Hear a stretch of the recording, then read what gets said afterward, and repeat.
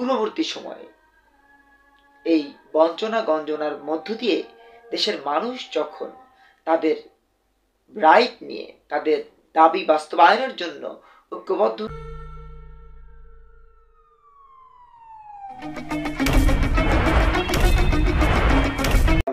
আপনাদের সবাইকে কৃতজ্ঞতা, ভালোবাসা, শ্রদ্ধা জানাচ্ছি। ছাত্র যুব জনতার রাজনৈতিক মেলবন্ধন নতুন ধারা বাংলাদেশ এনডিপির পক্ষ থেকে। আপনারা জানেন, নতুন ধারা বাংলাদেশ এনডিপি 52কে প্রেরণা, 71কে চেতনা এবং প্রতিটি গণতান্ত্রিক আন্দোলনে নিবেদিত জাতীয় বীরদের প্রতি সর্বোচ্চ শ্রদ্ধা জ্ঞাপনের মধ্য দিয়ে দারিদ্র, দুর্নীতি, অপরাধ, খুন-গুম মুক্ত সমৃদ্ধ দেশ গড়ার পথ প্রত্যয় নিয়ে এগিয়ে চলছে। পথ একটাই, এই পথ হবে আলোর পথ।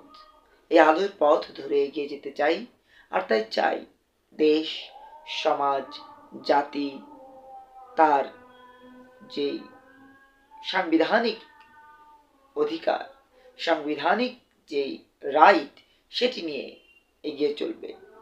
বাংলাদেশ 56,000 বর্গ মাইলের এই লাল সবুজের পতাকার বাংলাদেশ, যেখানে 52 বছর পরেও আমরা দেখতে পাচ্ছি ছাত্র যুব জনতাকে কোনো না কোনোভাবে বঞ্চিত করে ক্ষমতাসীনরা নিজেদের ক্ষমতাকে কুক্ষিগত করা রাখার চেষ্টা করে যাচ্ছে। এই যে বর্তমান পরিস্থিতি, আমরা যদি একটু পেছনের দিকে তাকাই, অর্থাৎ দেশভাগের পর 47-এ আমরা কিন্তু বঞ্চিত হয়েছি। এই 56,000 বর্গ মাইলের যে বাংলাদেশ, সেই ভূখণ্ডটি বঞ্চিত হয়েছে 47 সালে। আবার একইভাবে আমরা বঞ্চিত হয়েছি 71 পূর্ববর্তী সময়ে। এই বঞ্চনা গঞ্জনার মধ্য দিয়ে দেশের মানুষ যখন তাদের রাইট নিয়ে তাদের দাবি বাস্তবায়নের জন্য ঐক্যবদ্ধ হয়েছে, তখনই 71-এর মুক্তিযুদ্ধের ডামাডোল বেজে ওঠে। সেখানে নেতৃত্ব দিয়েছেন সময়ের প্রয়োজনে, সেখানে নেতৃত্ব দিয়েছেন জাতির প্রয়োজনে, দেশের কল্যাণে অনেকেই। যারা নেতৃত্ব দিয়েছেন তাদের সবার প্রতি কৃতজ্ঞ আমরা। কৃতজ্ঞ আমাদের বঙ্গবন্ধু, কৃতজ্ঞ বঙ্গতাজ, কৃতজ্ঞ বঙ্গবীর, কৃতজ্ঞ সৈয়দ নজরুল ইসলাম, কৃতজ্ঞ কামরুজ্জামান, কৃতজ্ঞ ক্যাপ্টেন মনসুর সহ সবার প্রতি যাদের অবদানের উপরে ভিত্তি করে এদেশ অল্প অল্প করে এগিয়ে চলেছে। কৃতজ্ঞতা জানাচ্ছি সেই মহান বীর যিনি নিজের জীবনের জন্য, জীবনের শেষ দিন পর্যন্ত 1 সেকেন্ডের জন্য ভাবেননি, সেই আতাউল গনি ওসমানের প্রতি।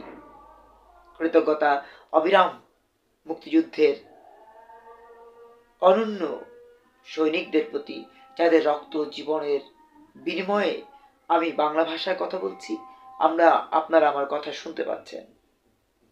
আমরা কৃতজ্ঞতা জানাই তাদের প্রতি যেভাবে, সেভাবেই ঘৃণা জানাই তাদের প্রতি যাদের কারণে চালের দাম 8 আনা থেকে এখন 68 টাকা হয়েছে।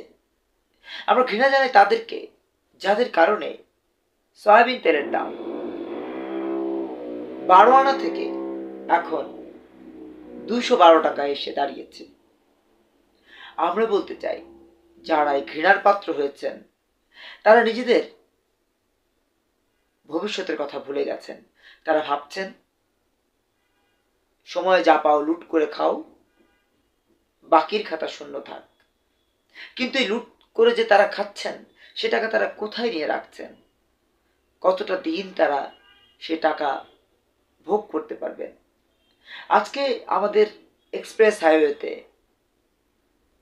20 জন মানুষ মৃত্যুবরণ করেছেন সড়ক পথ দুর্ঘটনায়। আমরা বলতে চাই, এই দুর্ঘটনা নতুন প্রজন্মের কান্নার কোনো কারণ যেন না হয়, সেজন্য নতুন প্রজন্ম পথ প্রশস্ত করার পাশাপাশি 5 কিলোমিটার অন্তর অন্তর সিসি ক্যামেরা স্থাপনের দাবি জানিয়ে আসছে। বিশেষ করে এই দাবির সাথে আমি সহমত পোষণ করেছি, যে দাবি সেভ দ্য রোড জানিয়ে আসছে গত 15 বছর। সেভ দ্য রোডের এই দাবির সাথে আমরা সহমত পোষণ করছি। একই সাথে বলতে চাই, রাস্তা প্রশস্ত করুন, এইসব ফ্লাইওভার, এইসব ওভারব্রিজ এগুলো করে টাকা অপচয় না করে, ঋণ করে উন্নয়ন না করে দেশের জন্য ভাবুন, দেশের জন্য নিবেদিত হন। পথ হোক দুর্ঘটনামুক্ত, দেশ হোক দ্রব্যমূল্য বৃদ্ধি মুক্ত, একটি দুর্নীতিমুক্ত সমৃদ্ধ দেশ। বিজয় বাংলাদেশ, বিজয় নতুন ধারা। নতুন ধারার অঙ্গীকার, দুর্নীতি থাকবে না।